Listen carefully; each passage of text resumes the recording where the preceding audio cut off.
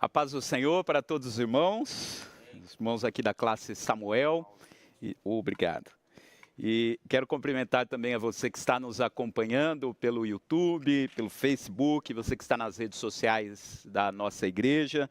Seja bem-vindo a mais uma aula da Escola Dominical. É uma satisfação, uma alegria para mim estar aqui hoje, irmãos, ministrando uma aula que é uma aula tão importante para o trimestre, né? Nesse trimestre nós estamos estudando a Igreja de Jerusalém, ou a Igreja em Jerusalém, doutrina, comunhão e fé, a base para o crescimento da igreja em meio às perseguições, né? Nós estamos estudando nesse trimestre os 15 primeiros capítulos do livro de Atos dos Apóstolos. Na semana passada, o professor Isaías deu a primeira lição do trimestre, falou sobre o dia de Pentecostes.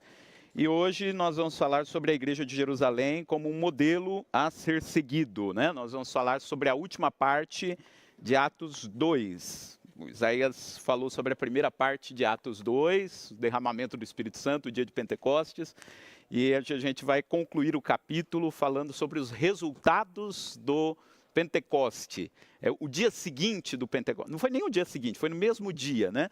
Mas o que aconteceu logo depois do Pentecoste, qual foi a reação da igreja ao Pentecoste, e é muito interessante porque essa lição de hoje, ela vai na contramão do que muitas vezes se fala do movimento pentecostal. Às vezes se diz que o movimento do pentecostal, o derramamento do Espírito Santo, ele é uma ação ali momentânea, né? É no momento do culto, é no momento do congresso, que a gente fica alegre, que a gente fica feliz, mas depois que terminou, né? A gente volta ao cotidiano. E a lição de hoje vai mostrar que não. O que aconteceu depois do dia de Pentecostes? Como que era o dia a dia da igreja depois do derramamento do Espírito Santo. Então vai ser uma lição muito interessante aqui para nós. Eu gostaria muito de ter aqui a participação dos irmãos, né? E temos alguns microfones aqui espalhados. E tem um recado aí para os irmãos, só para os irmãos observarem bem quando forem falar se o microfone está ligado, né? Aliás, pode deixar ligado o microfone o tempo todo, não tem problema. Os irmãos lá do som ligam lá na mesa quando for a hora de falar, para que... às vezes, aqui a gente não tem a noção, né? Mas às vezes... porque o que a gente fala no microfone está saindo na transmissão, e aqui a gente não consegue perceber, né? Às vezes o microfone está ligado ou não. Então, é bom se atentar para esse detalhe. Bom, irmãos, então, já foi feita a leitura bíblica em classe. Como eu falei, o texto bíblico que a gente vai estudar é Atos dos Apóstolos, capítulo 2, do versículo 37 até o versículo 47. E antes de entrar aqui nos tópicos da lição, eu queria discutir algo aqui com os irmãos a respeito do livro de Atos dos Apóstolos. E é uma coisa que ficou na minha mente quando eu estava preparando a aula de hoje. Eu acho que para a gente entender o que Lucas quis dizer aqui em Atos 2, a gente tem que entender uma coisa, que estava na mente de Lucas quando ele foi escrever o livro de Atos. O livro de Atos dos Apóstolos é a continuação do Evangelho de Lucas. O Evangelho de Lucas é diferente dos outros evangelhos, porque é o evangelho que tem a continuação.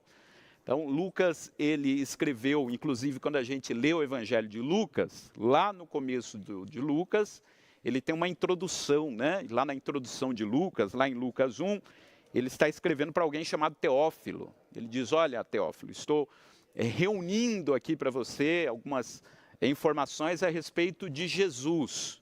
E ele conta no Evangelho as informações a respeito de Jesus.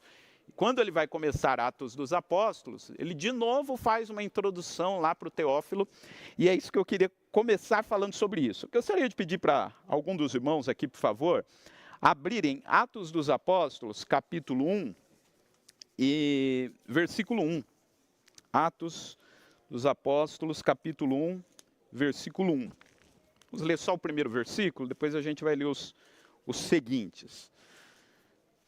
Atos capítulo 1, versículo 1, a introdução ao livro de Atos dos Apóstolos. Quem pode ler? Tem microfone por aí?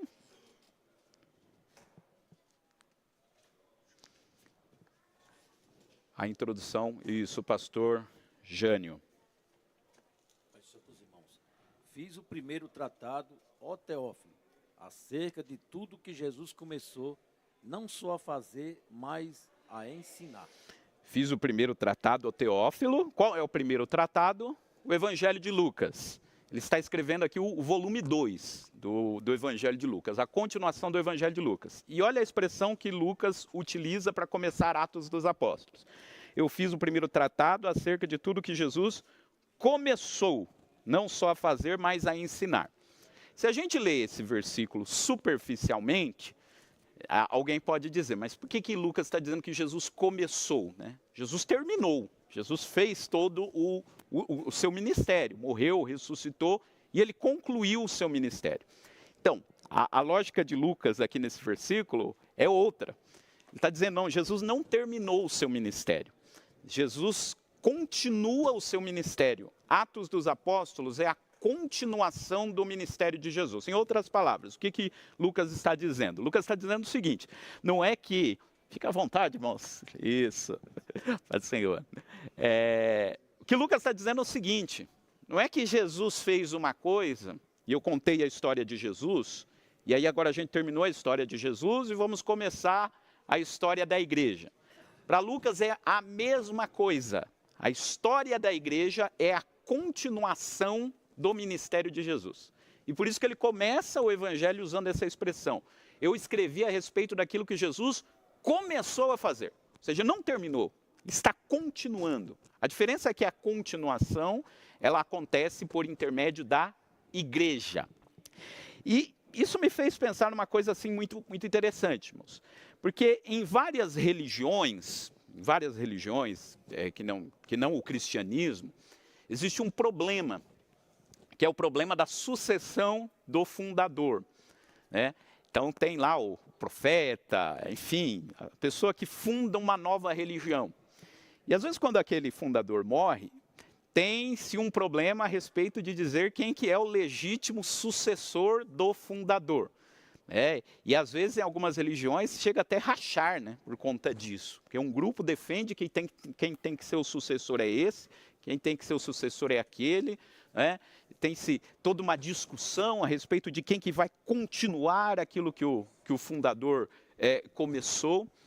E com relação ao ministério de Jesus? Bom, primeiro que quando a igreja começou, os irmãos lá de Atos dos Apóstolos, eles não tinham essa ideia que hoje a gente tem quando lê o Atos dos Apóstolos, de que eles estavam começando uma nova religião.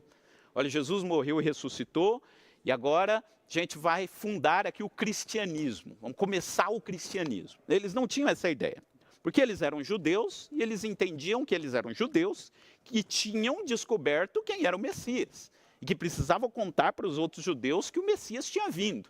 Eles não tinham na mente deles, nós estamos criando uma nova religião que se chama o cristianismo. Não, a gente descobriu a esperança de Israel, e a gente tem que contar para todo mundo qual que é a esperança de Israel, que é Jesus. Essa era a lógica que tinha lá. Bom, mas mesmo assim, a gente lê o texto e a gente pergunta, quem que seria o sucessor de Jesus? Jesus não estaria mais fisicamente aqui.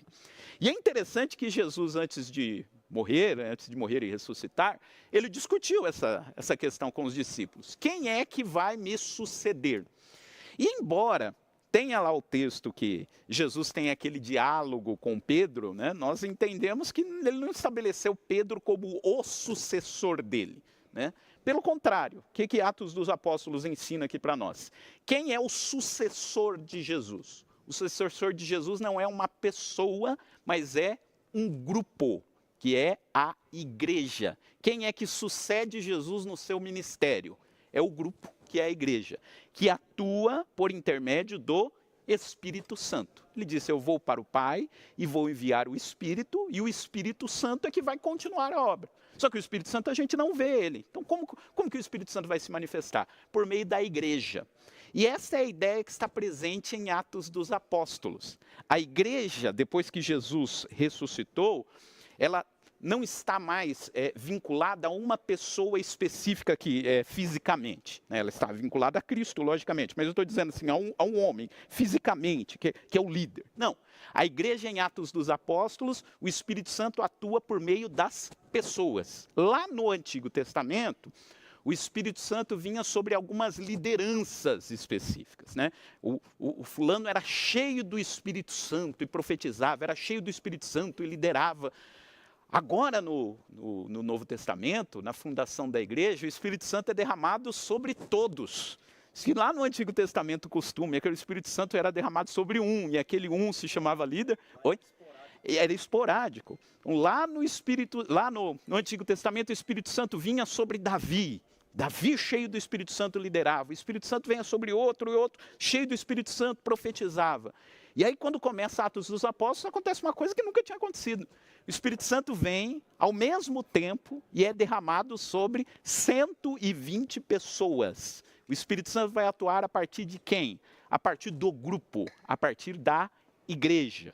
Então, por que eu estou falando tudo isso? Para mostrar que a ideia de Atos dos Apóstolos, irmãos, é destacar para a gente que a igreja aqui na terra, o grupo daqueles que foram cheios do Espírito Santo, né, aqueles que foram comprados pelo sangue de Jesus, eles representam a continuidade do ministério de Jesus. E isso é muito interessante, porque em Atos 2, Lucas ele faz questão de mostrar que algumas coisas que aconteceram com Jesus no começo do ministério de Jesus, também aconteceram com a igreja no começo da igreja. Quando Lucas vai descrever lá em Lucas 4 o início do ministério de Jesus, ele faz questão lá de dizer que como começou o ministério de Jesus. Lá no comecinho do ministério de Jesus, Jesus entrou na sinagoga, leu um texto do Antigo Testamento, que era Isaías, né? E o texto diz: o Espírito do Senhor Jeová está sobre mim, pelo que o Senhor me ungiu. Jesus leu o texto do Antigo Testamento e disse: hoje se cumpriu esta palavra. E o texto diz que, cheio do Espírito Santo, ele começou a pregar e fazer sinais, realizar curas. Quando a igreja começa, acontece a mesma coisa. O Espírito Santo é derramado, Pedro fica de pé, Pedro lê um texto do Antigo Testamento, foi a lição da semana passada, lê Joel 2, e diz a mesma coisa que Jesus disse em Lucas 4. Hoje se cumpriu entre vós esta palavra.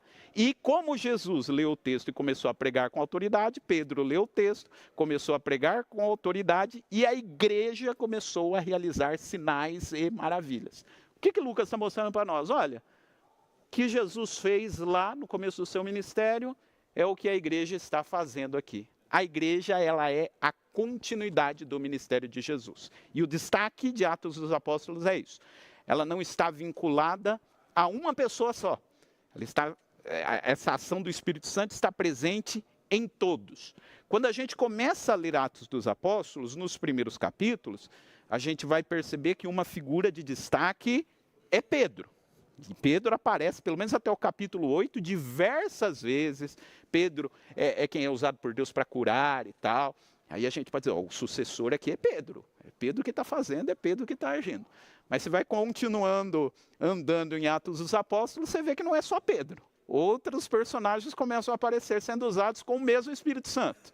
Aparece Estevão na igreja de Jerusalém, que é usado por Deus e que também operava sinais, maravilhas, pregava com autoridade e era cheio do Espírito Santo. Você vai andando mais um pouquinho, aí aparece alguém que inesperadamente, que não estava nem na história, que era Paulo, e Saulo de Tarso, que se converte, começa a pregar cheio do Espírito Santo e tal.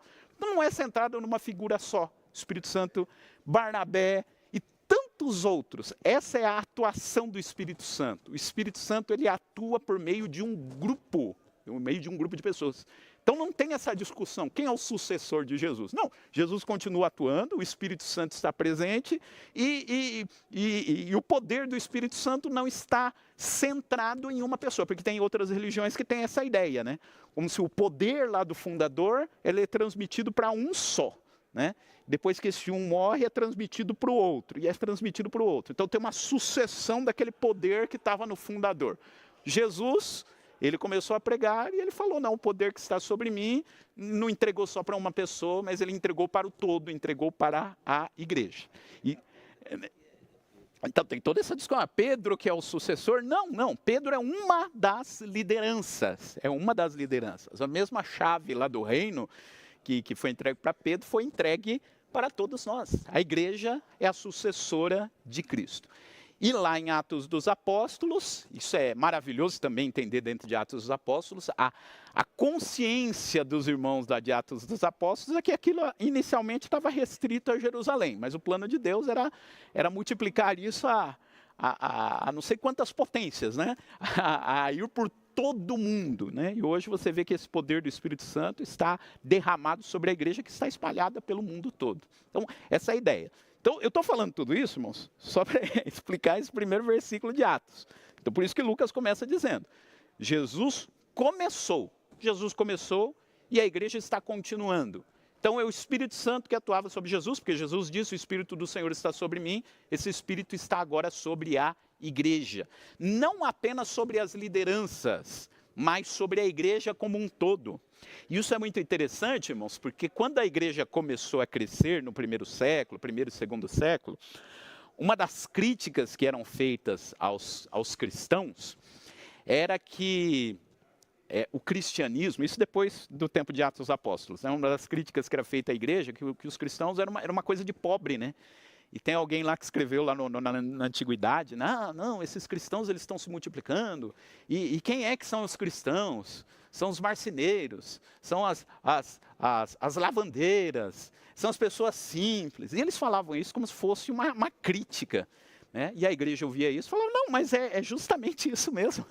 O Espírito Santo ele foi derramado sobre todas as pessoas, não apenas sobre as lideranças, mas inclusive pelas pessoas mais simples que existem. Todas elas têm o Espírito Santo dentro de si e são usadas pelo Espírito Santo para que a igreja continue atuando. E é o que acontece hoje em dia. O Espírito Santo ele não está presente e não atua na igreja apenas por meio da sua liderança, apenas por meio dos pastores, mas está distribuído em toda a igreja. Bom, mas agora vamos para o texto, então, que foi escolhido para a lição de hoje, que é Atos 2:37, que mostra aqui para nós como que essa igreja se organizou. Como eu falei, o que aconteceu depois do dia de Pentecostes. Esse trecho aqui, irmãos, de Atos 2, do 37 ao 47, ele é um resumo que Lucas traz para nós do que acontecia no cotidiano da igreja. E estudando essa lição, eu passei por um versículo que eu nunca tinha me atentado a um detalhe, né, que fala aqui no versículo. Porque Lucas, ele diz aqui, que logo depois do dia de Pentecostes, muitos sinais se faziam por intermédio dos apóstolos, por intermédio da igreja. Muitos sinais. Então, ele diz que muitas curas aconteciam, muitos sinais aconteciam, milagres aconteciam naquela igreja. Só que quando você vai ler o texto de Atos dos Apóstolos, nesses primeiros capítulos, Lucas ele conta com detalhes apenas um milagre, que é o milagre de Atos 3, do homem que não andava e que foi curado na porta do templo. É apenas um milagre que Lucas conta. Então, quando a gente lê esse texto, dá a entender, não, aconteceu um milagre, aquele milagre que causou toda aquela comoção, mas Lucas ele diz que não foi só aquele milagre, foram vários outros milagres. Então a gente consegue imaginar isso? Diz que milagres aconteciam diariamente naquela primeira igreja. Aconteciam tantos milagres que Lucas nem contou quais eram os milagres. Ele diz, vários. Vou contar um só aqui para vocês verem como que é. E traz o detalhe de Pedro e João quando subiam a hora nona. Né? Então os milagres, né, os sinais, eram uma realidade na igreja primitiva. Lucas faz questão de dizer isso. E outra coisa também que acontecia diariamente, que é o primeiro ponto que a gente vai discutir aqui na lição, é a pregação da palavra de Deus. Em Atos 2, a gente tem um discurso de Pedro. Em Atos 3, a gente tem um segundo discurso de Pedro. Depois, lá na frente, tem Pedro pregando de novo. Depois, outras pessoas aparecem pregando. Tem Estevão, que tem uma grande pregação lá em Atos 7. E Lucas ele também diz que isso era uma realidade cotidiana daquela igreja, a pregação da palavra.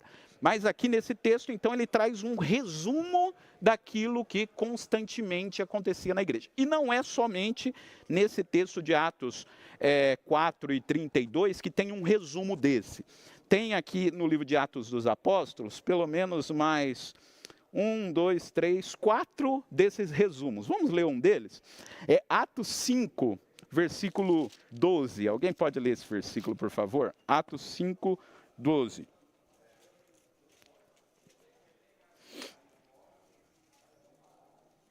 do 12 ao 16. Alguém pode ler esse trechinho, por favor? Atos 5, do 12 ao 16. E muitos sinais e prodígios eram feitos entre o povo pelas mãos dos apóstolos, e estavam todos unanimemente no alpendre de Salomão. Quanto aos outros, ninguém ousava juntar-se com eles, mas o povo tinha-os em grande estima. E a multidão dos que criam no Senhor, tanto homens como mulheres, crescia cada vez mais, de sorte que transportavam os enfermos para as ruas e os punham em leitos e em camilhas, para que ao menos a sombra de Pedro, quando este passasse, cobrisse algum deles. E até as cidades circunvizinhas concordaria muita gente a Jerusalém, conduzindo enfermos e atormentados de espíritos imundos, os quais todos eram curados. Então veja, obrigado, pastor Sérgio. Veja que esse texto de Atos 5 é outro resumo igual ao de Atos 2 que a gente leu. Ele está contando a dinâmica daquela igreja, depois ele fala, olha, deixa eu resumir o que acontecia no cotidiano. Então, Atos 5 ele conta, ele traz outro resumo. Lá em Atos 6, 7, é um texto muito parecido. Ele conta, olha, era isso que acontecia cotidianamente, a igreja era assim e tal. Depois, lá em Atos 9, de novo, tem um versículo desse mesmo tipo, ele faz várias pausas para mostrar qual era a realidade cotidiana da igreja, para a gente ter essa noção daquilo que acontecia no dia a dia. Mas vamos voltar aqui para Atos. O professor Isaías quer falar? Não? Eu vi alguém com o microfone na mão aqui. Ah, tá. Então tá bom. Vamos voltar aqui então para Atos dos Apóstolos, capítulo 2, para o texto que é a base da nossa lição de hoje. E a gente imaginar, né, a partir desse texto, Atos 2, 42, né, perseveravam na doutrina dos apóstolos e na comunhão e no partir do pão e das orações. Então, como que era o dia a dia dessa igreja depois do dia de Pentecostes? Primeiro, irmãos, que a gente precisa ter em mente, assim, entender bem, o que é a igreja naqueles primeiros dias, né? Porque é muito fácil para nós pensar na igreja como ela está organizada hoje e transportar isso lá para o primeiro século, né? Quando a gente pensa em igreja, a gente pensa num local fixo, determinado, onde a gente ajunta-se, né, para louvar a Deus. E às vezes, até inconscientemente, a gente transporta essa estrutura lá para os primeiros capítulos de Atos. Mas o que era a igreja naquele momento, nos primeiros capítulos de Atos? Bom, primeiro, quem eram as pessoas que faziam parte daquela igreja? Você pensa, por exemplo, em Pedro, que é uma das lideranças. Pedro, Tiago, João. Primeiro que eles não eram de Jerusalém. Eles eram da região da Galileia. Galileia ficava lá no norte, né? E Jerusalém ficava na Judéia, mais ao sul. Não era a região onde eles viviam. Então eles tinham, de certa forma, se mudado para Jerusalém. Eles não eram daquela região. E eles se estabeleceram. Por quê? Porque Jesus começou o seu ministério na Galileia, terminou o seu ministério em Jerusalém, na Judéia, e antes de morrer, ele disse, vocês vão ficar aqui em Jerusalém. Então eles ficaram, se estabeleceram ali. Então eram pessoas que estavam vindo de outras localidades, que se estabeleceram em Jerusalém para esperar a promessa do Espírito Santo veio, e eles se estabeleceram ali. Então eram pessoas de outras localidades que estavam estabelecidas ali, e a gente não sabe como que onde que Pedro morava, enfim, de alguma forma eles se estabeleceram ali naquela região. Eram pessoas que, como eu falei, tinham descoberto que Jesus era o Messias, e começaram a crer nisso, a acreditar naquilo, e eles começaram a se reunir. Então assim, a gente é judeu, de novo aquilo que eu falei, eles não tinham em mente que eles estavam fundando uma nova religião, eles entenderam o seguinte, a gente é judeu e a gente descobriu que o Messias veio, eu criei que Jesus é o Messias, e aí tem o irmão aqui que está na minha frente que creu também que Jesus é o Messias. Pedro prega no dia de Pentecostes e diz que depois da pregação dele no dia de Pentecostes, 3.000 creem. Então a única coisa que unia essas pessoas era essa crença comum de que Jesus era o Messias. Então todos eles criam. E o que eles começaram a fazer? Eles começaram a se reunir. Eles começaram a conversar entre eles e parece que pouco a pouco foi criando-se uma rotina dessa reunião daqueles que criam. Então a igreja nos seus primeiros dias o que era? Era a reunião daqueles que criam. Eles criam que Jesus tinha ressuscitado e se reuniam. Se reuniam onde? O texto de Atos diz que tinham 2 lugares que eram os locais de reunião deles. Primeiro, eles se reuniam de casa em casa. Como era essa divisão? A gente não sabe, porque eram 3.000 pessoas. Então, parece que tinham reuniões simultâneas ali nas casas.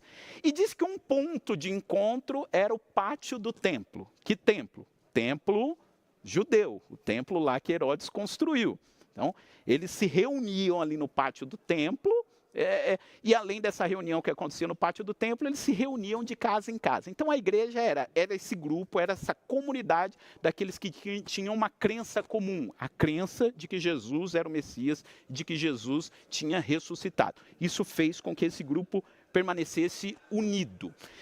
Se reuniam lá no pátio do templo, a gente leu 2 textos que mostram isso. Depois a perseguição começou a apertar contra esse grupo. Eles deixaram de se reunir no pátio do templo, continuaram se reunindo de casa em casa. Depois eles se reuniram nas sinagogas, aí a perseguição começou a apertar contra eles também. Eles deixaram de se reunir nas sinagogas, e aí a igreja foi começando a se estabelecer de casa em casa. E aí, pouco a pouco, essa estrutura foi se estabelecendo, né? Quando chegou lá na frente, algumas décadas depois, quando você chega lá na cidade de Corinto, a igreja ela já está tomando forma. Dá-se a entender lá em Corinto que na igreja de Corinto tinha um salão que Paulo arrumou para onde a igreja se reunia. Lá em Corinto já dava essa ideia de que era um local fixo mesmo para a reunião dos irmãos, né? E aí eu li um comentário esses dias que eu achei muito interessante, né? Que diz que Paulo ele era muito ousado, né? Pregar, ele tinha um temperamento muito forte, né? Paulo ele começou a pregar lá em Corinto nas sinagogas, e ele foi perseguido nas sinagogas, os judeus se levantaram contra ele e tal, não dava mais para se reunir na sinagoga, né? E chegou um momento que eles falaram, a gente precisa de um local para reunir-se. Vamos arrumar um salão? Isso lá na igreja de Corinto. Vamos. Então, onde que vai ser o salão? Aí, onde que foi o salão que Paulo arrumou? Do outro lado da rua da sinagoga. Não, vamos ficar aqui perto mesmo. E a igreja se estabeleceu ali próximo, né? Paulo parece que não tinha medo, né? Das coisas, das retaliações, da ocorrência. Não, vamos alugar um salão, vamos. Onde? Aqui, ó, do outro lado da rua, está mais perto, o pessoal já conhece o endereço, vamos ficar por aqui mesmo. Então, assim, dizer que a igreja ela foi pouco a pouco tomando essa forma, tendo um local fixo. Mas aqui no começo, na igreja de Jerusalém, não. Essa reunião acontecia de casa em casa. Então, assim, irmãos, isso é muito bonito, porque é o seguinte, a gente, no cristianismo na nossa época, a gente tem um local, né? A igreja. Lá eles tinham lá o ponto de encontro, que era o pátio do templo, mas depois não puderam mais ter. Mas o vínculo mais forte que tinha entre eles era esse vínculo de que eles criam. E como eu crio numa coisa e ele creu, a gente precisa criar métodos para ficar próximo. E é isso que a igreja fez. Ela foi criando formas de unir esse grupo que estava próximo e que tinha uma crença em comum. Então, esse texto aqui de Atos mostra o que fazia com que esse grupo permanecesse unido. E era, irmãos, uma coisa assim, não era uma união assim fácil, irmãos. Porque é fácil para nós imaginarmos, Pedro pregou, 3.000 se converteram, mas o que era crer em Jesus naquela época? Coloque isso em mente. Jesus ele tinha sido crucificado em onde? Em Jerusalém, né? Foi em Jerusalém que ele foi julgado. Quando que ele foi crucificado? Alguns dias antes desse texto aqui de Atos 2. Porque às vezes a gente lê os evangelhos depois de ler Atos, né? Dá a impressão para nós que passou bastante tempo, né? Vou lá em outra época que Jesus morreu. Não, foi naqueles dias e naquele mesmo local. Jesus foi morto. Jesus ele foi condenado pelo Império Romano, pelos líderes religiosos naquele local. E naquele mesmo local, depois de alguns dias, Pedro se levanta, começa a pregar. E na pregação, como foi dito na aula passada, ele ainda diz, olha, a gente está pregando Jesus que foi morto por vocês. E vocês crucificaram o Senhor da glória. A gente descobriu quem é o Messias, e descobrimos quem é o Messias, e descobrimos que o Messias foi aquele que vocês crucificaram, neste mesmo local. Então, crer numa circunstância dessa era algo que somente o Espírito Santo podia fazer. Por isso que Paulo diz lá aos Coríntios que ninguém pode dizer que Jesus é o Senhor se não for pelo Espírito Santo. Dizer que Jesus era o Senhor nas condições da época da igreja primitiva não era uma coisa simples. Dependendo de onde você estivesse, se você dissesse que Jesus é o Senhor, você estava dizendo que César não era o Senhor, você estava dizendo que os líderes religiosos da época estavam errados, você estava dizendo que o poder imperial estava errado. Então, se não fosse motivado pelo Espírito Santo, né, não tinha como, né, você afirmar categoricamente que Jesus é o Senhor. Então, ser crente em Jerusalém naquela época não era um negócio simples. Você estava admitindo publicamente que acreditava que alguém que os romanos consideravam um criminoso, que foi condenado à morte, você estava dizendo, olha, aquele homem que os romanos condenaram à morte é Deus. E eu creio nele. E onde que eu creio nele? Na cidade onde ele foi morto. Então, assim, você vê como que é uma obra do Espírito Santo. Por isso que, voltando a algumas lições passadas, quando a gente discutiu sobre a questão da ressurreição, por isso que não faz sentido dizer que a ressurreição é uma história inventada, irmãos. Quem inventaria uma história no meio dessas circunstâncias todas? Né? Num contexto que eu estou junto com aqueles que crucificaram o Senhor e eu vou dizer que ele ressuscitou. Eu vou inventar a história de que ele ressuscitou. Assim, se o mestre foi morto, imagina eu, né? Os discípulos sentiram isso, né? Jesus foi morto, quando Jesus foi morto, o que os discípulos fizeram? Se trancaram no cenáculo, porque a lógica é essa. Se o líder morreu, quem vai ser o próximo? A gente. Então, Pedro ser tomado pelo Espírito Santo, você vê que é uma ação do Espírito Santo, e naquele mesmo lugar dizer as coisas que ele fez. Então, só para mostrar para os irmãos o que era ser igreja em Jerusalém naqueles primeiros dias. Então, a força que tomou aquele grupo era algo que somente poderia vir do Espírito Santo. Sim. Não, só corroborando com essa sua fala e a lição de domingo passado, né? Porque a gente vai ver que o início se deu em Pentecoste. Mas que início foi esse? Eu acho que ficou um pouco mais claro agora, né? Porque ela começou como um organismo. As coisas foram acontecendo organicamente, né?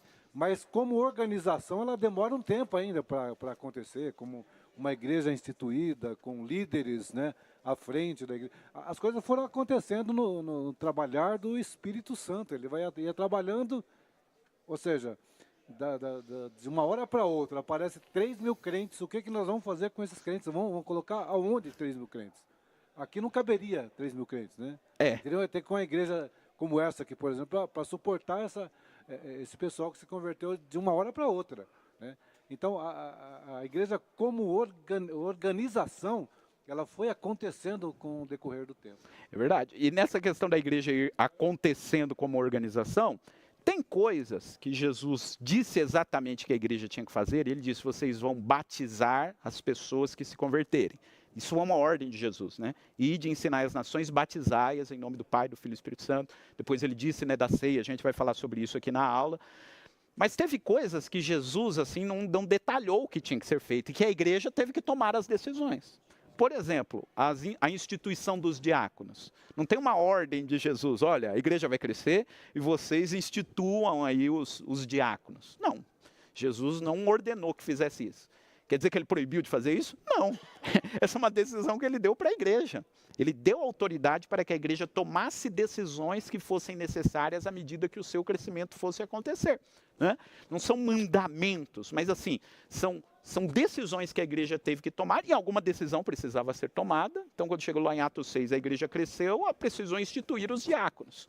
Depois a igreja começou a crescer mais. Lá na frente você vê que já é instituído diáconos e presbíteros.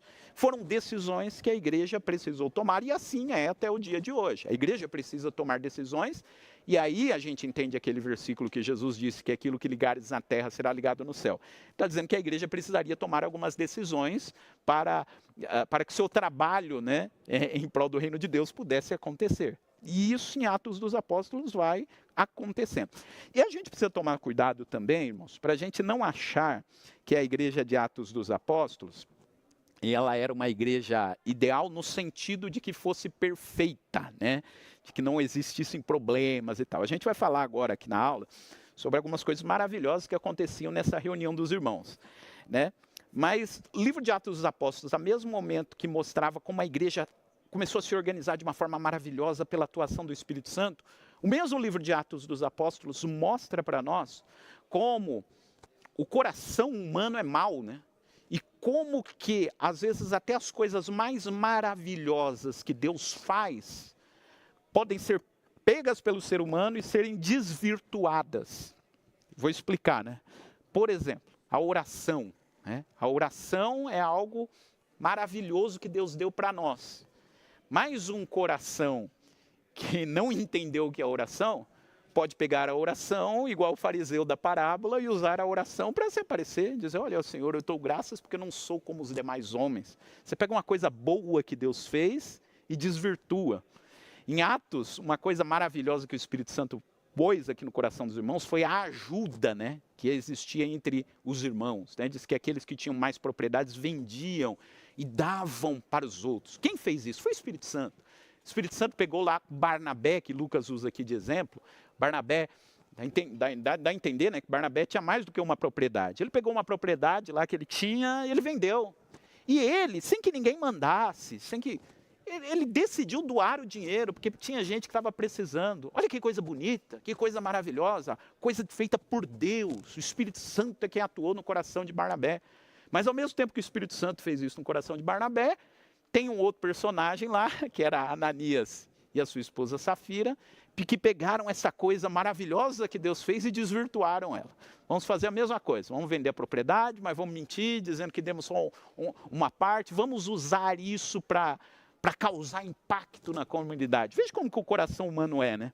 O coração humano pega as coisas boas que Deus fez, desvirtua e usa para preencher o seu próprio ego. E isso aconteceu na igreja primitiva. E o livro de Atos dos Apóstolos faz questão de dizer isso. Olha, ao mesmo tempo que Deus estava fazendo coisas maravilhosas, paralelamente, o coração humano, que é o coração pecador, também estava fazendo coisas no interior da igreja que não vieram de Deus.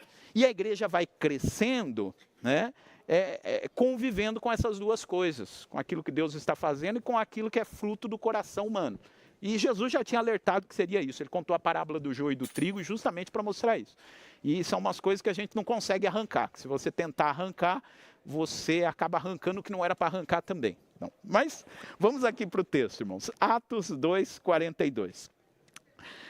Tem aqui 4 elementos que Lucas descreve que faziam parte deste cotidiano da igreja.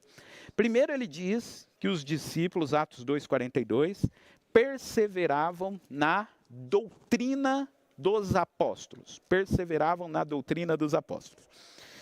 O que isso quer dizer, né? O próprio Lucas, ele diz que nos 40 dias entre a ressurreição e a ascensão de Jesus, porque por 40 dias Jesus apareceu em alguns momentos, desapareceu, né? Ele aparecia para os discípulos, conversava, ensinava para eles, né? Desaparecia, depois em outro momento ele aparecia novamente. E Lucas diz também que nesse intervalo de tempo, nesses 40 dias, nessas diferentes aparições que Jesus fez, diz que Jesus os ensinou a respeito das coisas que dizem respeito ao reino de Deus. Nessas aparições de Jesus, Jesus explicou algumas coisas sobre o reino de Deus, explicou o que a igreja deveria fazer. E para quem ele explicou isso? Para o grupo dos apóstolos, né? Para aqueles que viram ele ressuscitado. Então, nesses primeiros dias da igreja, quando diz aqui o texto que eles perseveravam na doutrina dos apóstolos, era literalmente isso. Nós cremos que Jesus ressuscitou e sabemos que Jesus falou alguma coisa para vocês, que são os apóstolos. O que Jesus falou para vocês? Então, eles se reuniam para ouvir os apóstolos contarem o que Jesus tinha falado para eles. Eles eram testemunhas oculares e num momento em que o texto bíblico não estava escrito, o Novo Testamento não estava escrito, né? Então, como saber o que Jesus tinha dito? Por meio dos apóstolos, né? Por isso que o apóstolo Paulo, posteriormente, ele vai dizer, né, que na edificação da igreja, primeiro vem os apóstolos. Não é no sentido que os apóstolos são a base. É no sentido de que os apóstolos foram os primeiros a receber as orientações que vieram do próprio Jesus. Então, os apóstolos se reuniam aquele grupo e começavam a contar. Olha, Jesus, e era bem isso. Jesus disse isso, isso, isso para a gente. Jesus falou que seria assim, assim, assim. Jesus falou que o Espírito Santo ia agir assim, assim, assim. Era a reunião, né, onde os apóstolos contavam. E diz aqui o texto que eles perseveravam na doutrina dos apóstolos. E essa palavra doutrina, o comentarista até destaca aqui, né, é que no original é didaquê, que é o ensino. Eles perseveravam no ensino dos apóstolos. E aqui eu abro um parênteses para falar algo muito importante, e é claro que o aluno fiel da escola dominical sabe disso, né? Daqui que eles perseveravam, né, na doutrina. É algo assim muito interessante, porque o ensino da palavra de Deus, o ensino da doutrina, não é um pacote assim que você aprende uma vez e pronto. Você faz um curso onde você aprende tudo a respeito da doutrina bíblica e aquele curso vale por toda a sua vida, né? É algo que é um aprendizado constante. E é um aprendizado prático, né? Por isso que diz que você tem que perseverar na doutrina.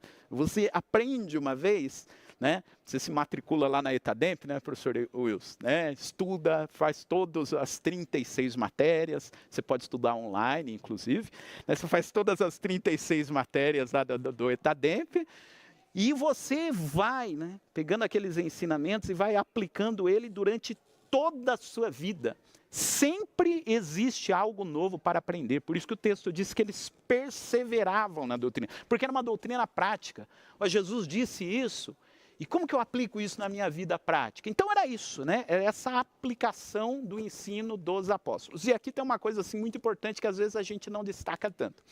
Uma das coisas, irmãos, que tinham duas coisas que chamavam a atenção no ministério de Jesus. Eu não falei lá no começo que a igreja está repetindo o ministério de Jesus? Então, o ministério de Jesus foi refletido no ministério da igreja.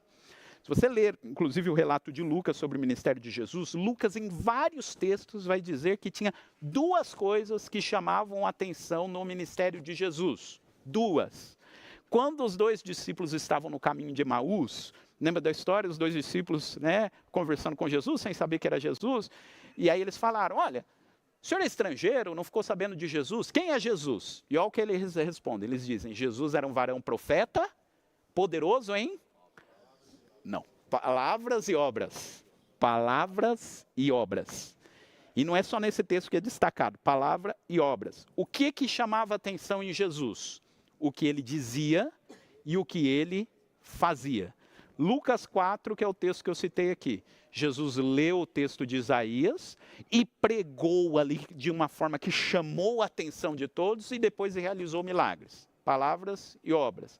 Em outros momentos do ministério de Jesus acontecia essa mesma coisa. Tem vários textos bíblicos, depois o Fernando acho que pode citar todos eles para nós lá.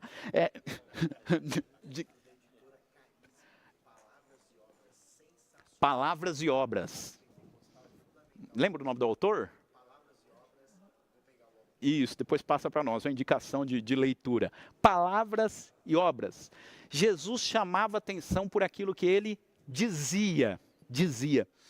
E diz, tem o texto lá que depois que terminou o Sermão da Montanha, diz que as multidões olhavam para Jesus e diziam que chamava atenção que Jesus dizia porque ele falava com autoridade e não como os mestres da lei. Parece que o que Jesus falava, eles sentiam que era verdade, né? Sim. É interessante que em alguns versículos na Bíblia a própria palavra diz, e falou Jesus dizendo. E falou Jesus dizendo. O que significa isso? Porque tem gente que fala e não diz nada. Não diz nada.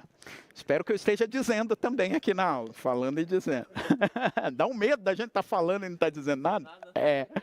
Mas diga, pastor. James Selton, palavras, poderoso em palavras e ordem e obras.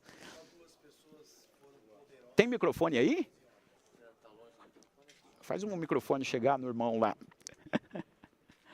Palavras e obras.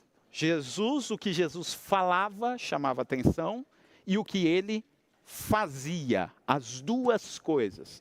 E quando Lucas vai descrever o ministério da igreja, ele diz que acontecia a mesma coisa com a igreja primitiva. A igreja também era poderosa em palavras e obras. Pastor. A paz do Senhor aos amados irmãos. Somente duas pessoas nas Escrituras tiveram essa característica peculiar. Aliás, uma delas é Moisés. No sermão de Estevão, em Atos 7, versículo de número 22, diz: E Moisés foi instruído em toda a ciência dos egípcios. Ele era poderoso em suas palavras e obras. Um tipo de Jesus. Isso aí. Sim, pastor Edson. Antes do senhor entrar no assunto das ordenanças, né, que o senhor vai entrar Sim, ainda sim. e tal, deixa eu só voltar um pouquinho, só no primeiro tópico que o senhor estava falando na introdução. O senhor estava falando e, sabe, na hora veio para mim assim, aqui na minha cabeça, né, que em João 3,16, quando ele estava dialogando com Nicodemos, foi escrito um versículo, podemos dizer que é um versículo chave, né? Que Deus falou para Nicodemos que Deus amou o mundo de tal maneira, né? Que deu o seu Filho unigênito, para que todo aquele que nele crê não pereça, mas tenha a vida eterna. Que isso aqui é um versículo que ficou gravado para a igreja, né? Quando a igreja começou a funcionar, como o senhor disse, né? Começaram a se reunir, com certeza isso aí era lembrado. Aí Deus mostrou um amor, daí eu fiquei pensando o que o senhor estava falando, eu analisei aqui, que quase 3.000 que se converteram quando Pedro falou. Muito bem. Será que desses 3.000, quando Pilatos estava dizendo assim, quereis que eu vou soltar o rei dos judeus? Eles começaram a gritar e disseram, não, solta Barrabás. Será que desse meio de 3.000 estava uns que disseram assim, ó, mas eles bradaram, tira, crucifica-o. Sim. Olha o amor de Deus já mostrando logo ali no início. Exato. Provavelmente no meio daquela multidão que, meu Deus, o que nós fizemos? E agora, Pedro? Essa foi a reação, né, do discurso de Pedro. O que faremos nós? Desculpa a expressão, que burrice que nós fizemos. Crucificamos o Filho de Deus. Então, provavelmente, muitos daqueles que estavam ali, que se converteram com obra do Espírito Santo, até um tempinho atrás, não é isso? 2 meses antes, eles estavam mandando crucificar Jesus. Mata. Mas Jesus fez o quê? Vem. Vem, que você faz parte aqui do meu aprisco, né? Isso é igreja. Isso é igreja. Tem alguns soldados daqueles que estavam guardando o túmulo, quando viram o túmulo, né? Eles abertos, Jesus não estava lá, eles... O texto diz que o centurião, né, quando Jesus foi crucificado, falou verdadeiramente. Ele reconheceu. Né? E isso é igreja, isso é a graça de Deus. A igreja é aquele lugar que tem espaço para todos, né? E é isso que Pedro fala, inclusive, no discurso. Essa promessa diz respeito a vós, a vossos filhos e a todos aqueles quanto Deus, nosso Senhor, chamar. Mas eu mandei crucificar Jesus, eu estava no meio da multidão que queria que Jesus fosse crucificado. O que eu faço? Se arrependa, seja batizado, mostre que mudou de vida e você vai receber o dom do Espírito Santo. É só o amor de Deus para fazer algo assim. E esse era o conteúdo da pregação de Atos dos Apóstolos. Quando diz que eles perseveraram na doutrina dos apóstolos, é isso que eu queria dizer. A igreja primitiva tinha conteúdo nas suas falas, tinha conteúdo, tinha mensagem, eles sabiam o que dizer. E era um conteúdo que girava em torno da morte e da ressurreição de Jesus. Pode ler os primeiros textos, né? As primeiras pregações expositivas que tem no livro de Atos dos Apóstolos, você vai ver que todas elas terminam falando da ressurreição de Jesus. A ressurreição era o ponto central. Eles se reuniam em torno da mensagem de que Jesus tinha ressuscitado. Mas diz o texto que eles perseveravam na doutrina dos apóstolos, perseveravam na comunhão. Então eu queria falar desse ponto aqui, da comunhão, né? A palavra koinonia no original. O que é a comunhão? Diz aí que aquela igreja era uma igreja que estava próximo. Por quê? Eles se uniam porque eles tinham algo em comum. Isso acontece até o dia de hoje. Como é que a gente forma amizades, irmãos? Como que a gente cria um amigo? Como é que surgem amigos? Quando a gente tem um vínculo com alguém. Quando você tem alguma coisa em comum com aquela pessoa. Você começa a conversar com a pessoa, você percebe que a pessoa tem alguma coisa em comum, e aí vocês se aproximam. O texto bíblico diz que isso aconteceu com aqueles 3.000. Tinha um elemento que aproximava todos eles, que era a crença na ressurreição de Jesus. E eles estavam juntos, em comunhão, estavam próximos. E, pastor Amaro, quer falar? Eu queria falar, Sim. não é o assunto que o senhor está comentando, até me perdoe, mas é o que eu comecei, a lição é tão boa, tão abrangente, que no início, quando o senhor falou sobre Lucas, como ele escreveu, a situação como ele escreveu, me fez a pensar, pastor, a navegar, viajar no tempo. Esses homens, na época, eles não tinham noção do que ia acontecer. Eram pescadores, eram homens simples e humildes, escreveram esse evangelho naquela época e hoje chegar tão forte a nós. Pastor, é algo tão inédito. Ele não tinha noção dessas letras que ele estava escrevendo, o que ia acontecer no século XXI, pastor. Exatamente. E assim, né? Os anos se passaram, as coisas se foram. Não sei se os irmãos estão entendendo o que eu estou querendo dizer. É muito forte. Um homem simples. Vamos escrever aqui o que aconteceu com Jesus? Vamos escrever o que aconteceu no dia de Pentecoste? Vamos escrever esse milagre aqui e trazer esse resultado depois dos anos. E se Jesus não volta logo, daqui a 2 anos, 2000 e tanto, 2000 vai, 2000... Meu Deus do céu, é muito forte. Deus abençoe, obrigado amém, pela pastor. oportunidade. E tem algum comentarista que diz o seguinte, que lá no dia de Pentecostes tinham pessoas de todas as nações, né? Que a gente viu na lição passada. E há quem comente o seguinte, que talvez, na cabeça dos discípulos, né, quando diz, o evangelho será pregado a todo mundo, e lá no dia de Pentecostes tinham judeus de vários lugares, talvez alguém podia dizer, o que Jesus falou que seria pregado a todo mundo, e aconteceu aqui, tem gente de todo mundo aqui, mas o próprio Espírito Santo foi mostrando que não era só isso, ia ser pregado a todas as nações, mas não é só a todas as nações dos judeus espalhados pelas nações, é a todas as nações mesmo, aos gentios, e foi algo que o Espírito Santo foi impulsionando a igreja. Isso é uma coisa assim muito interessante, irmãos, porque a igreja ela não cresceu assim com um planejamento estratégico, no sentido de que eles se reuniram em volta de uma mesa, vamos decidir quais vão ser os locais estratégicos que a gente vai. A gente vai para Antioquia, que é uma cidade importante, depois vai para lá e tal.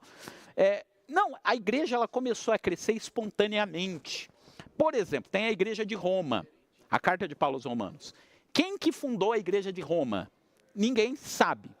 Provavelmente alguém no dia de Pentecostes ouviu o evangelho, levou o evangelho para Roma, já tinha uma igreja lá reunida em Roma. A igreja ela foi crescendo espontaneamente, ela foi se espalhando, porque é o Espírito Santo que foi conduzindo. E essa é, inclusive, a dinâmica da própria Assembleia de Deus. O trabalho em Perus começou assim, né? Desde 1947, né? Abençoando o Brasil. Como começou em 1947? A igreja... E isso era uma dinâmica muito própria das Assembleias de Deus, que as Assembleias de Deus elas começavam antes do pastor, né? Não era o pastor que fundava a igreja, era o grupo que começava a se reunir. Os irmãos vieram do interior para Perus para trabalhar na fábrica de cimento, tinha um grupo de crentes, aí o grupo de crentes olhou, a gente tem uma igreja aqui, não tinha pastor ainda. Um grupo de crentes surgiu espontaneamente, eles falaram, a gente precisa arrumar um pastor para cuidar da gente. E aí foi-se atrás, né, das igrejas que pudessem atender o grupo, enfim, e aí a história. Depois de 3 anos veio para cá o pastor Benjamin, enfim. E aí a igreja começou a se estruturar. Mas o início, né, foi esse início espontâneo e não foi só em Perus. A Assembleia de Deus no Brasil, de uma forma geral, começou com essa dinâmica. Pessoas que se mudavam, chegavam no outro lugar, quando eu via, tinha um grupo reunido, falavam, oxe, a gente tem uma igreja aqui. Apareceu uma igreja. E aí ia se procurar alguém que pudesse pastorear aquela igreja. É o Espírito Santo, né, que vai criando essas situações e a igreja foi crescendo espontaneamente. Dentro da fala que o senhor está expondo aí, eu fiquei meditando a dissuasão, os homens de Deus, desde o Antigo Testamento até o Novo Testamento, dissuadindo muitas pessoas sábias na época. E eu lembrei de Estevão, porque os irmãos sabem que a partir do momento que nasce um israelita, eles são obrigados a estudar o Torá, né? Sim, a lei de Moisés e tudo mais, né? E aí, Estevão falando para aquela seita, ele dissuadiu a seita dos libertinos e eles ficaram furiosos com o que Estevão estava falando através da palavra. E o que veio agora na mente é o seguinte, tem pessoas que dizem que os homens de Deus na época tinham a mente fértil. Não é que eles tinham a mente fértil, É porque o Espírito Santo fazia lembrar de tudo que eles viram e aprenderam. Exatamente, exatamente. O Espírito Santo O Espírito fazia Santo. lembrar, e a Bíblia diz que ele vos fará lembrar, o Espírito Santo, daquilo que lemos, daquilo que sentamos para aprender. Entendeu? E eu imagino assim, pastor, falando de mente fértil, né? Imagino que a obra de Deus, o reino de Deus é assim. Você imagina que é uma mesa assim, bem grande, assim. E aí o Espírito Santo está vendo tudo que está acontecendo lá na mesa, né? A gente está nessa mesa, só que a gente é muito pequenininho, né? Então tem só uma coisinha lá que eu posso fazer. Eu posso aqui dar aula aqui na escola dominical, trabalhar aqui na igreja, tem um ministério que Deus deu para mim, tem um ministério que Deus deu para os irmãos, né? Só que se a gente for comparar o tamanho do nosso ministério com a obra do Espírito Santo no geral, qualquer coisa que a gente faça, por maior que seja, é muito pequeno se for comparar com o tamanho do reino de Deus. A gente está servindo a Deus aqui em Perus, tem irmãos que servem como missionários, mas qualquer coisa que a gente faça é muito pequeno se for comparado com a dimensão que tem do reino de Deus em todo mundo e tal. Só que o Espírito Santo tem a visão do todo, né, do que acontece, né? E aí o Espírito Santo sabe o que a gente pode fazer aqui para contribuir com esse todo. E às vezes é coisa que a gente nem imagina. Como o pastor Amaro falou, né? Aqueles homens lá se converteram, começaram a pregar ali em Jerusalém, só que o Espírito Santo já estava vendo outras regiões lá. O Espírito Santo já conhecia lá do outro lado do império um homem chamado Cornélio. E aí o que ele faz? Ele pega o Pedro que estava aqui e fala, o Pedro ele pode resolver a situação. E leva o Pedro lá para pregar para o Cornélio. Já do outro lado tem uma situação lá e aí o Espírito Santo olha, como que eu vou preencher essa situação toda? Vamos pegar aqui o Saulo. Saulo acabou de ser convertido. Vou preparar Saulo para ir para uma outra situação lá. O Espírito Santo ele tem a dimensão do todo e o Espírito Santo é que consegue encaixar a gente no lugar certo. E às vezes o que a gente vai fazer pode ser pequeno, mas é aquilo que é necessário naquele momento para que o propósito maior de Deus seja cumprido. Por isso que a gente tem que ter essa dimensão, irmãos, de que a obra é de Deus, a obra é do Espírito Santo. E a gente só vai sendo... Desculpa usar a expressão, né, mas a gente vai sendo encaixado, né, naquilo que o Espírito Santo vai colocando aqui para nós. E eu quero voltar na comunhão aqui. Volta lá. Que eu queria falar, né? Porque a gente vai falar dizendo assim, não, a igreja foi acontecendo, né, espontaneamente, organicamente. Na verdade, a gente não pode esquecer isso, o trabalhar do Espírito Santo. Sim. Inclusive a própria escrita, né, que o pastor Amaro citou, né, que eles não sabiam que estavam por que estavam escrevendo, o que escreveram, né? Não tinha noção. Mas o Espírito Santo certamente tinha, foi ele que direcionou. Aliás, não só o Novo Testamento, como toda a Bíblia. Né? Foi o Espírito Santo que impulsionou as pessoas a escreverem o que escreveram, da forma que escreveram. A gente vai ver aqui no Atos dos Apóstolos, que alguns entendem que o título melhor seria Atos do Espírito Santo através dos apóstolos. Isso. Né? Mas ele termina aqui no 28:31, pregando o evangelho do Rei de Deus e ensinando com toda a liberdade as coisas pertencentes ao Senhor Jesus Cristo, sem impedimento algum. Não termina o livro de Atos. Não tem fim, né? Então a igreja continua escrevendo o livro de Atos. Exatamente. Porque o Espírito Santo é que tem o controle de tudo. E é ele que vai colocando a gente onde precisa ser colocado. Por isso que a gente tem que estar à disposição, né? Fala, Senhor, eis-me aqui. Onde tiver o lugar onde o Senhor queira me encaixar, eu estou aqui à disposição. E sempre haverá um lugar em que a gente vai fazer algo dentro do reino de Deus. Glórias a Deus por isso. Irmãos, eu queria falar sobre essa questão da comunhão. Aquele grupo que se reuniu em Jerusalém diz que eles viviam em comunhão. Eles criaram um elo de proximidade entre eles. Isso é muito importante, porque o foco aqui de Lucas não é em uma pessoa, mas é na comunidade, no grupo, no povo. Os que criam estavam juntos e diz mais abaixo aqui que tinham tudo em comum. Então foi algo que também aconteceu espontaneamente, dirigido pelo Espírito Santo, desse negócio de vender as propriedades. Não foi um mandamento, mas foi algo que surgiu no coração, né? Não diz assim que eles vendiam a propriedade que eles moravam. Mas assim, aquele que tinha um pouquinho mais, como parece ser o caso de Barnabé, ele tinha 2 propriedades. Ele diz, ó, eu tenho 2. E essa outra aqui, não estou precisando agora, mas tem gente que está precisando. Eu vou vender e eu vou dar para as pessoas que... E tinha muita gente que estava precisando. Tinha gente que mudou de outros lugares, né, para Jerusalém, estava refazendo a vida ali e tal, né? Isso era comunhão, essa ideia de que um viu a necessidade do outro e viu o que eu posso ajudar o outro, como que eu posso contribuir para que o outro fique bem. E esse sentimento começou a surgir espontaneamente. E eu estava pensando sobre isso, porque é uma das coisas que, inclusive, até os estudos sociais sobre o crescimento das igrejas pentecostais no Brasil identificam isso, que é uma coisa que acontece principalmente nas igrejas pentecostais. Essas redes que se criam com as pessoas, a comunhão, né? Como assim? Você vai pegar as pequenas congregações, as congregações que são abertas em vários lugares, isso que acontecia aqui em Atos dos Apóstolos, acontece.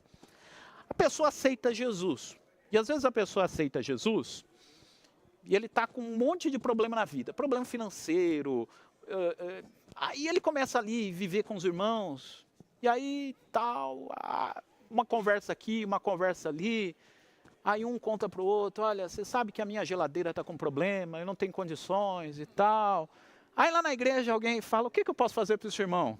Ah, vamos juntar, vamos comprar uma geladeira para ele? Vai lá, compra lá a geladeira. O outro aceita Jesus, lá não tem emprego, está com uma dificuldade. Aí lá na igreja tem um irmão lá que tem uma vaga que ele está sabendo, indica lá o irmão para ir trabalhar. Sabe? Esse tipo de coisa acontece todo dia no interior das igrejas. São as redes, né, de solidariedade, né, de comunhão, que são criadas no interior das igrejas.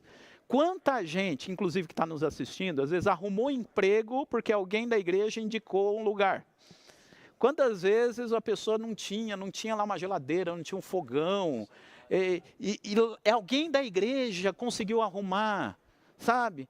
A pessoa lá tinha o filho, arrumou um emprego, mas não tem com quem ficar o filho. Aí alguém lá na igreja diz, eu posso cuidar do seu filho enquanto você trabalha.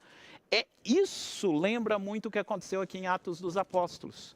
E isso acontece na igreja. Na igreja eu vejo aquilo que Deus me deu, e o que eu posso, daquilo que Deus me deu, ajudar alguém com aquele dom. Pode ser um dom espiritual, um dom ministerial, mas às vezes pode ser um dom material, ou seja, às vezes Deus deu para alguém alguma coisa a mais, né? E aquilo que Deus me deu, eu posso servir os outros. Na igreja primitiva isso acontecia.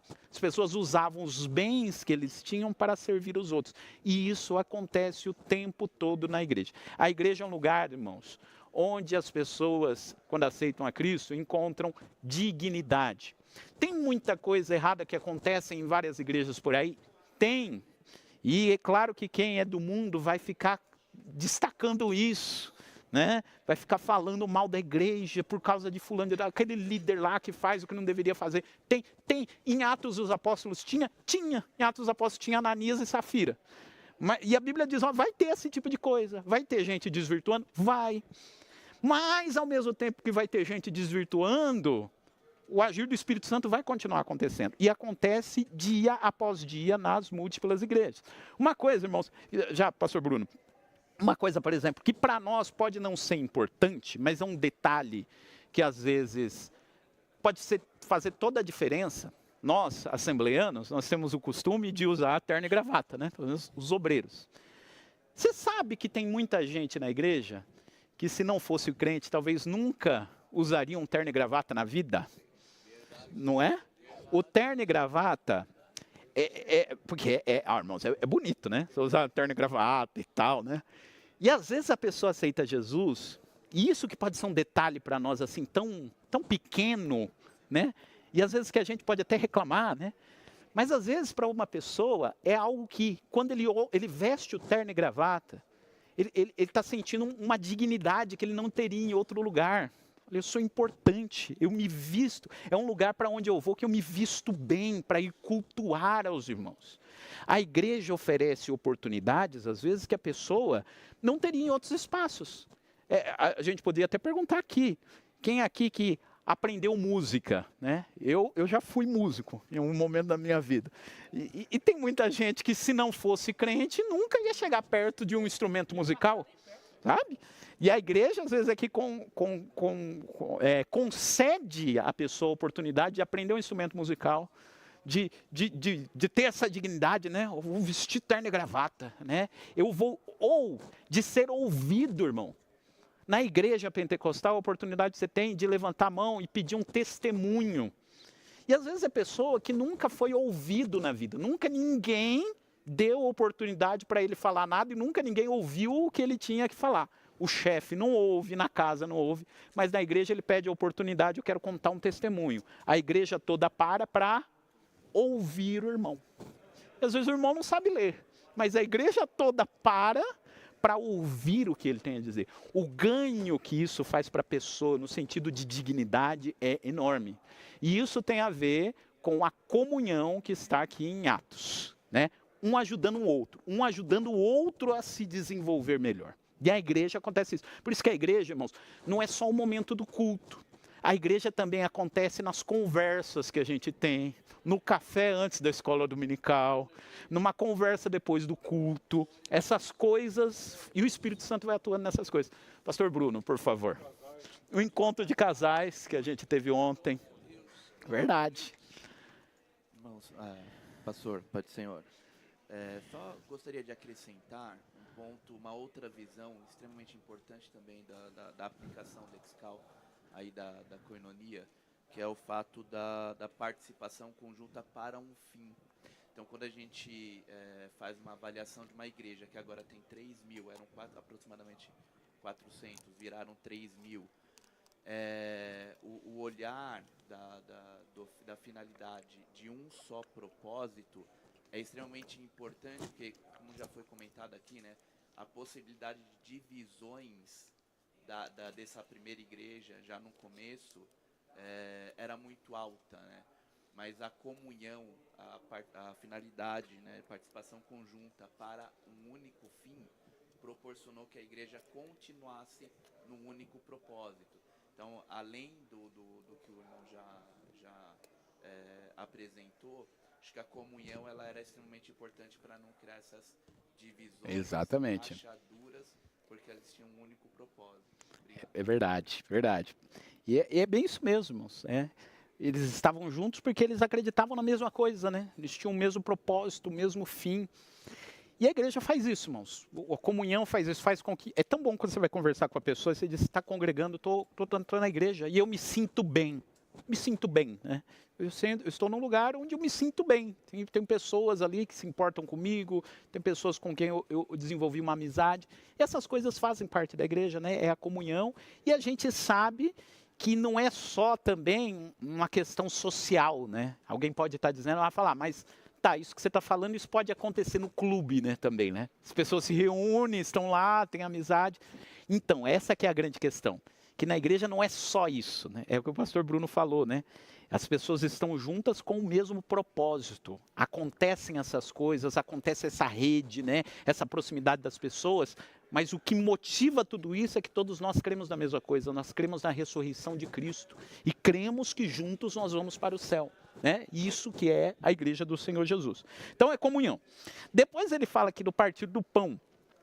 Qualquer comentário que a gente for ler sobre esse partir do pão, Atos 2:42, vai identificar o partir do pão como a Santa Ceia. A igreja primitiva, ela se reunia para celebrar a ceia do Senhor. E aqui, irmãos, é uma coisa assim muito interessante, né? Porque o dia... Quanto tempo tem ainda? 8 minutos. Dá tempo. Assim, né? Quando a igreja se reunia, quando foi instituída a ceia por Jesus, foi instituída na Páscoa, certo? Foi a Páscoa que Jesus participou e na Páscoa ele instituiu a ceia. O que acontecia na Páscoa? Olha só que bonito, que interessante. Na Páscoa a família tinha que comer um cordeiro. Então tinha um momento, né, em que o cordeiro, né, que um animal era sacrificado no templo, tinha uma cerimônia de sacrifício do animal, e depois esse animal, né, que era sacrificado, era levado para casa para a alimentação, né, porque tinha alguns sacrifícios, né, que quando você oferecia, você participava daquele sacrifício, né, quem ofereceu o sacrifício comia daquele sacrifício. Então, na Páscoa também acontecia isso. Era levado o animal para ser sacrificado, depois que o animal era sacrificado no templo, levava-se para casa E em casa, com a sua família, você participava daquele sacrifício, né? Era um ritual que acontecia sempre na Páscoa. Algo era sacrificado e depois desse sacrifício era levado para casa. Quando diz aqui que eles comiam juntos em casa, no partir do pão, está dizendo que eles associaram a Jesus a mesma coisa que acontecia na Páscoa. Na Páscoa era sacrificado o cordeiro, depois o cordeiro era levado para casa e era servida a refeição. Eles associaram isso com Jesus. Jesus também foi sacrificado. O cordeiro não era sacrificado no templo? Jesus foi sacrificado. E agora a gente vai levar esse sacrifício para as nossas casas. Eles comiam o pão do mesmo jeito que eles faziam na Páscoa, né? Se reuniam para comer o pão lembrando do sacrifício que foi feito. Eles olharam para Jesus e falaram: Jesus é o perfeito sacrifício. Então vamos fazer a mesma coisa que era feito na Páscoa. Vamos nos reunir em casa e celebrando o pão. Ah, mas não é o corpo. Pois é, mas Jesus, antes de morrer, ele não celebrou a ceia e ele pegou o pão, ele diz: esse pão agora é o meu corpo. Então eles pegavam o pão e falavam: a gente está comendo esse pão para lembrar do sacrifício de Jesus. Então é uma referência em Atos 2:42 da ceia. A ceia ela não foi instituída por Paulo em 1 Coríntios 11. Em 1 Coríntios 11, Paulo está regulamentando algo que já... Mais 5 minutos.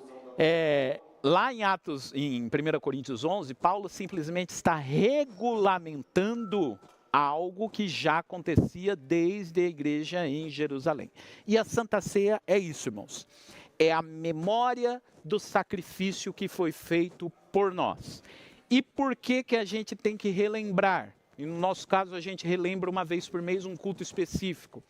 Porque o ser humano tem essa tendência de se esquecer das coisas. Não é esquecer, assim, no sentido de alguém chegar para você e falar: Jesus morreu, aí você fala: Jesus morreu? Esqueci que Jesus... Não é esquecer nesse sentido. É esquecer no sentido de perder o significado, né? O Salmo 103 diz, né? Bendize ao Senhor minha alma e não te esqueça de nenhum dos seus benefícios. Não é esquecer no sentido que eu vou esquecer do milagre que Jesus fez por mim. Fala: meu Deus, nossa, Jesus nunca fez. Ah, esqueci, Jesus já operou o milagre. Não é esquecer nesse sentido. É esquecer no sentido de perder o significado, daquilo deixar de ser importante para você.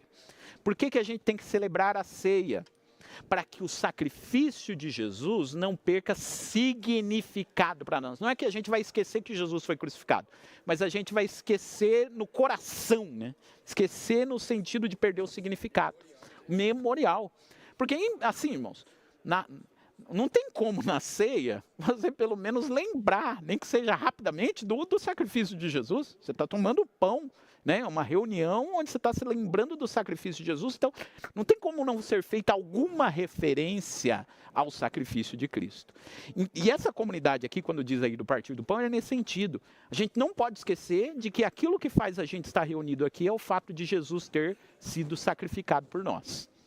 Só lembrando que eu já vi algumas mensagens dizendo que quem sacrificou, só lembrando que quando foram matar o cabrito, ou a ovelha lá no templo, não foi Pedro e João que matou, não. Foi o próprio sacerdote do templo, que, segundo aí eu fui observar, estudar, e disse que o sacerdote fazia a cerimônia dentro do templo, para depois Pedro e João levar.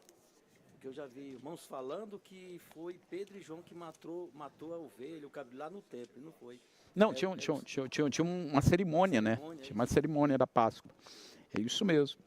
E aí, para terminar, irmãos, outro ponto que está discutido aqui na lição é do batismo, né? Quando Pedro terminou de pregar, terminou de pregar e alguém perguntou, né? E agora o que a gente vai fazer? A gente acabou de descobrir que a gente matou o Messias. O que a gente faz? Aí Pedro diz: primeiro arrependa-se, e depois que você se arrependeu, você vai ser batizado, né? O que é o batismo que acontecia e aconteceu no dia de Pentecostes? Eu vi uma explicação lá como que era possível batizar tanta gente no mesmo dia, né? Diz que tinha vários tanques pequenos ali à beira do templo, né? E eles aproveitaram aqueles tanques para batizar essas pessoas, né? Mas por que tem o batismo? O batismo é uma demonstração pública do meu arrependimento. não é que na hora que eu estou me batizando é que os meus pecados foram perdoados. Os pecados já foram perdoados antes. Eu apenas estou demonstrando publicamente aquilo que interiormente já aconteceu comigo. Eu lembro quando eu era criança, numa igreja que a gente congregava lá no interior, né, que acabou o batismo. Aí quando acabou o batismo, liberaram a água do batismo e ela saiu assim na rua, né? Aí a irmã falou, não pisa aí, né, que essa água tá cheia de pecado, tal. Não tá, né? O pecado já foi levado lá na cruz. Não é se contaminar. O pecado não fica na água. O pecado já foi levado lá na cruz. E o batismo é esse símbolo, né? Porque no batismo acontece literalmente isso. Você é sepultado nas águas. Você está dizendo publicamente, né? Quem está se batizando está pregando, está dizendo publicamente, ó. Do jeito que o oficiante está me sepultando em águas, isso já aconteceu espiritualmente comigo. Eu já morri para o mundo e ressuscitei.